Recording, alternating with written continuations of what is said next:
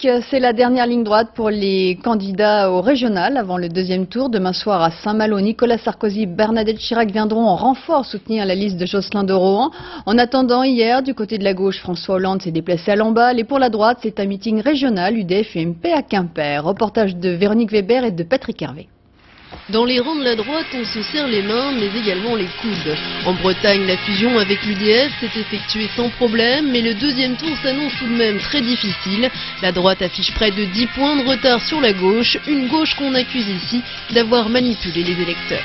Ce que je crois, c'est que la gauche s'est évertuée, avec succès d'ailleurs, à déplacer le débat régional sur le terrain national et à essayer de transformer une consultation qui est bien régional en moyen de sanctionner le gouvernement. Jocelyn de Rohan repart donc au combat en attaquant la gauche sur son propre terrain. Les ambassadeurs nationaux qui ont déferlé ces jours-ci en Bretagne en ont donc pris pour leur grade. Quand je vois les pèlerins envoyés par le Parti socialiste et qui ne vont pas aux Folguettes, et en particulier le brelan de dames que nous avons vu ces jours-ci, nous croyons avoir assez de Marie-Lise. Eh bien non, on nous envoie la dame des 35 heures, Martine Aubry, qui a plombé lourdement l'économie française, et la fée verte, Dominique Voynet, dont nous savons le mal qu'elle a causé à l'écologie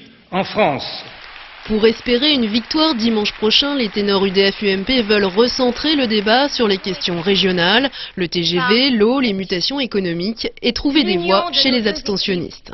UMP, les gens de droite ne sont pas venus voter avec la même passion que d'habitude parce que ça leur semblait être une situation peut-être un petit peu acquise. Je parle des régionales et j'ai la forte conviction fondée sur des chiffres que nous avons la possibilité dimanche de gagner.